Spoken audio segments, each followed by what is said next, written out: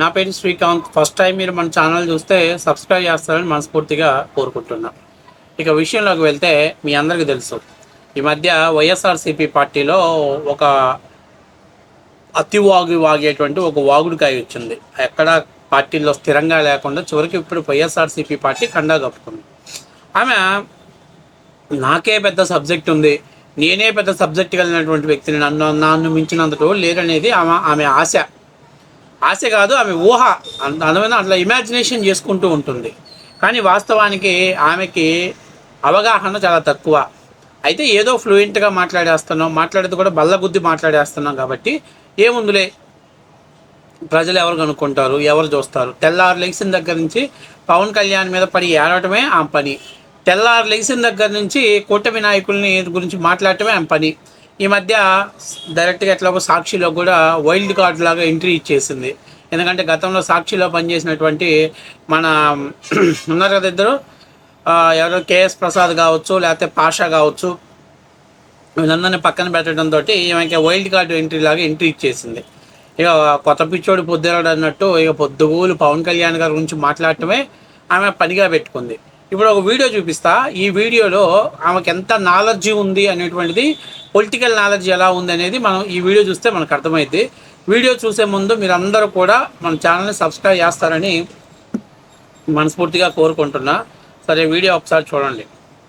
ఎందుకంటే ఈమెకు ఉన్నటువంటి దానికి ఏమే పెద్ద తెలివి కలదాన్ని నా అంతటో లేరనుకునే భ్రమలో ఆమె బతుకుతుంది.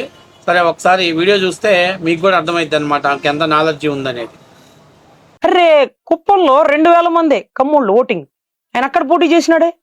ఆయన ఏదైతే పులివెందుల్లో 20,000 30,000 రెడ్లు ఓటింగ్ అంతే, అక్కడ పోటీ చేసినాడే. నువ్వు మాత్రం ఆచి తూచి కాపులు ఎక్కువ ఉన్న ఏరియాకి వెళ్తావు అంటే, ఎవరు చేసినా చేయకపోయినా నా కులపోడు మావోడు అనుకుని ఎన్ని తిట్టుకున్నా ఓటేసే టయానికే మా ఓడు గొద్దండా, రాజకీయాల్లో ఎవరు మంచోడు ఎవడు చెడ్డోడు మనోడా అని వెయ్యండి అనే భావన, కుల భావన తెచ్చుకోండి. ఆంధ్ర రాష్ట్రం కులంతో అన్న పని చేయండి.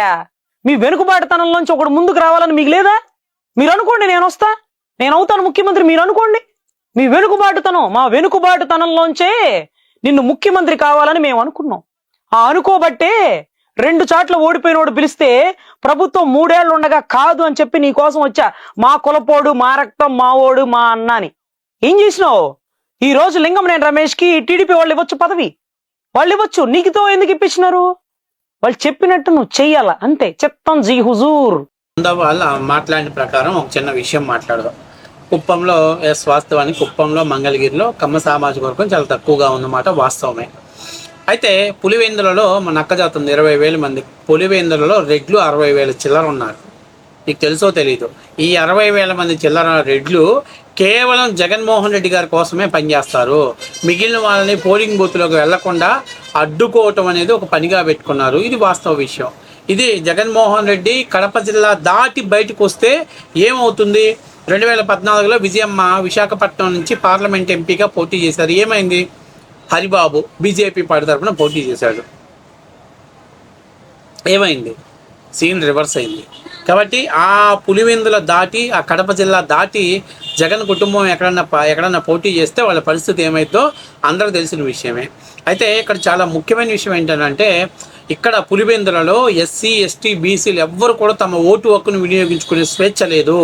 కేవలం వాళ్ళు అంటే జగన్మోహన్ రెడ్డి పెంచి పోషిస్తున్నటువంటి సైన్యం ఎలక్షన్ టైంలో విశృంఖలంగా విజృంభించి మొత్తం పోలింగ్ బూతులన్నీ కూడా ఆక్యుపైడ్ చేసుకొని వాళ్ళ కనుసైగలో మాత్రమే పోలింగ్ నిర్వహించుకునేలా అటువంటి ఒక సైకో బ్యాచ్, అంటే కడప పులివెందుల పంచరెడ్లు బ్యాచ్ని తయారు చేశాడు. నువ్వు ఫస్ట్ చరిత్ర తెలుసుకో. పవన్ కళ్యాణ్ గారు ఏ రోజు కూడా ఒక విధ్వంసాన్ని కానీ నువ్వన్నట్టే ఆయన కూడా 2019లో 2 చోట్ల పోటీ చేశాడు. కానీ ఆయన ఎక్కడా కూడా ఆయన తన సామాజిక వర్గాన్ని రెచ్చగొట్టి మీరు పోలింగ్ బూత్లోకి వెళ్ళండి, పోలింగ్ బూత్లో వాళ్ళని ఈడ్చి బయటికి లాగిపడైంది అని ఎప్పుడు కూడా ఆయన చెప్పలా. ప్రజాస్వామ్యంలో ఎవరు ఎక్కడి నుంచి అయినా పోటీ చేయొచ్చు. నేను అడుగుతున్నా, మరి 2019లో మీ సామాజిక వర్గమే పవన్ కళ్యాణ్ వెనకాలంటే మరి 19లో 2 సీట్ల నుంచి ఆయన గెలవాలి కదా. మరి 2 సామాజిక మీ వాళ్ళు ఓట్లేసి ఉంటే ప్రజలు, కాకపోతే ఒకటి, అరే మనోళ్ళు ఇక్కడ ఉన్నారు కాబట్టి ఇక్కడ వేస్తే మనం కొంచెం మనకు సపోర్ట్గా ఉంటుందని ఓటు పోలింగ్లో అక్కడ నామినేషన్ వేయటం వేరు. మరి 19 ఎందుకు గెలిపించలేకపోయారు మీరు? ఎందుకు మీ వల్ల కాలేకపోయింది? ఈ వాస్తవాలే కదా. 19లో ఆయన భీమవరం పాలకులు రెండిట్లో గెలవలేదు కదా, గెలిపించుకోలేకపోయారు కదా. చిరంజీవి గారిని కూడా ఆ రోజు పాలకులలో ఓడిపోయారు అనుకుంటా, మేబీ తిరుపతిలో గెలిచాడు ఆయన. వాస్తవమే కదా. ఇక్కడ ఒక విషయం గుర్తుపెట్టుకోవాల్సింది ఏంటంటే, ఇక్కడ మన సామాజిక వర్గం ఉన్నప్పటికీ వాళ్ళని జగన్మోహన్ రెడ్డి లాగా మోటివేట్ చేసి వాళ్ళ కుటుంబం లాగా ఫ్యాక్షన్ రాజకీయాలతో పెంచి పోషించలా పవన్ కళ్యాణ్ గారు. మేబీ ఉండొచ్చు, పోటీ చేయమన్నాం, పోటీ చేశారు, గెలిస్తే గెలిచాం, ఓడిపోతే ఓడిపోయాం, దాందేముంది అనే ఉద్దేశం చేశారు. ఎవరైనా కూడా తమకు ఒక భద్రత, ఒక సెక్యూర్ చూసుకుంటారు పోటీ చేసేటప్పుడు, అదేం తప్పు కాదు. కాబట్టి నేను చెప్పేది ఏంటంటే, మీరు కూడా జగన్మోహన్ రెడ్డిని పులివెందుల దాటి బయటికి రమ్మనండి, కడప జిల్లాను దాటి బయటికి రమ్మనండి, పరిస్థితి ఏందో అర్థమైపోయింది. కాబట్టి నేను చెప్పేది, ఆయనలాగా పవన్ కళ్యాణ్ గారు కులాలు రెచ్చగొట్ల, ప్రాంతాలు రెచ్చగొట్ల, ప్రజలను రెచ్చగొట్ల, కోడికత్తి డ్రామాలు, గొడ్డలిపోటు డ్రామాలు, గులకరాయి డ్రామాలు ఏమి ఆడల. ఆయన అక్కడ పోటీ చేస్తానన్నారు, పోటీ చేశాడు, ఓడిపోయాడు, దానిదేముంది, ఓడిపోయాడు, సరే తప్పేముంది, రాజకీయాల్లో గెలిపోవటం సహజమే. నేను అంటున్నా, మరి మీ మొత్తం కాపు కులం ఆయన వెనకాల నిలబడింది నిజమే అయితే, మరి 19లో నిజంగా అన్ని 70,000 ఓట్లున్న చోట పవన్ కళ్యాణ్ ఎట్లా ఓడిపోయాడు, ఎట్లా ఓడిపుచ్చారు అనేది మీరు ఆత్మ పరిశీలన చేసుకోవాలి. ఇక్కడ మీరు కేవలం కాపుల్ని బీసీలకు మధ్య పార్టీని వ్యత్యాసాన్ని, తెలుగుదేశం పార్టీ నుంచి బీసీలని, అలాగే జనసేన నుంచి కాపుల్ని దూరం చేయాలనేది మీ ఎజెండా. అది జగన్మోహన్ రెడ్డి మీకు ఇచ్చిన టార్గెట్.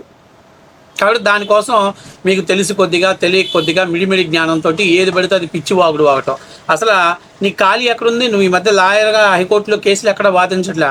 పొద్దున్న సాక్షిలో కనపడతావు, మధ్యాహ్నం సాక్షి ఫేవరెట్ వైసీపీ వాళ్ళ ఛానల్లో కనపడతావు, సాయంత్రం ప్రైమ్ టైం న్యూస్ లాంటి ఎక్కడ 24 hours ఫుల్ బిజీగా ఉన్నావు, నీకు ఎక్కడ ఖాళీ లేదు. కాబట్టి నీకు రాజకీయాల మీద అవగాహన లేకపోయినా నోటితో ఉన్న దోలతోటి, అంటే దోల కాదులే, నోటి వాక్యంతో చలామణి అవుతున్నావు. కాబట్టి పులివెందుల్లో ఎంతమంది ఉన్నారు? పులివెందుల్లో ఎప్పుడైనా ప్రజాస్వామ్యంగా ఎన్నికలు జరిపారా? ప్రజాస్వామ్యంగా వాళ్ళ ఓటు హక్కును వినియోగించుకున్నారా? పులివెందుల్లో ఎస్సీ ఎస్టీలు పోలింగ్ బూత్కి వెళ్ళి ధైర్యంగా తమకు నచ్చిన పార్టీకి ఓటేసుకునే తెగు ఉందా? కానీ పవన్ కళ్యాణ్ కావచ్చు, చంద్రబాబు నాయుడు గారు ఎక్కడ పోటీ చేసినా స్వేచ్ఛగా, స్వచ్ఛందంగా వాళ్ళ ఓటు హక్కును వినియోగించుకుంటున్నారు. నువ్వు అటువంటి గొప్ప వ్యక్తిని కులాన్ని అంటగట్టి ఆపాదించావంటే నీకు సిగ్గన్నా ఉండాలి. మాట్లాడటానికి వైసీపీ సోషల్ మీడియా ఇచ్చే డబ్బుల మీద మీరు పెట్టే ఫోకస్ కంటే కూడా కనీసం ఆత్మవిమర్శ చేసుకోవాలి. నేను ఈరోజు ఇటువంటి వ్యాఖ్యలు చేస్తున్నాను, ఇది చాలా తప్పు. మా నాయకుడు, నేను మాట్లాడితే కులం కులం కులం అంటావు కదా, మా కులపోడు అయినా పవన్ కళ్యాణ్ 2019లో ఎవరిని రెచ్చగొట్టలేదు, ఎవరిని పోలింగ్ బూతుల్లో విధ్వంసాలు సృష్టించడం లేదు, ఎవరిని పోలింగ్ బూతుల మీద దాడి చేయమల్లా. ఎందుకంటే ఆయన సరే, ఎవరైనా సహజంగా తమ కులపోడు అక్కడ దిగినప్పుడు గెలిపిస్తారులే, మనకి పట్టుంటుంది లేని ఉద్దేశంతో ఆ నియోజకవర్గాలు ఎంచుకుంటారు, అదేం తప్పు కాదు, అదేం విధ్వంసం కాదు. కాకపోతే మీకు అర్థం కాని ఏంటంటే 100 విధ్వంసాలు, వినాశనాలు చేసే జగన్మోహన్ రెడ్డి పక్కన చేరి మీరు పవన్ కళ్యాణ్ మీద బురదల్లాలనేటువంటి కాన్సెప్ట్ తోటి ఈరోజు మీరు మీడియా ముందుకు వచ్చి మాట్లాడుతున్నారు. మీకు సిగ్గు శరం ఉంటే ఆత్మవిమర్శ చేసుకోవాలి. ఈ రోజుకైనా ఇప్పటికైనా మీరు ఆలోచన చేసుకోవాలి.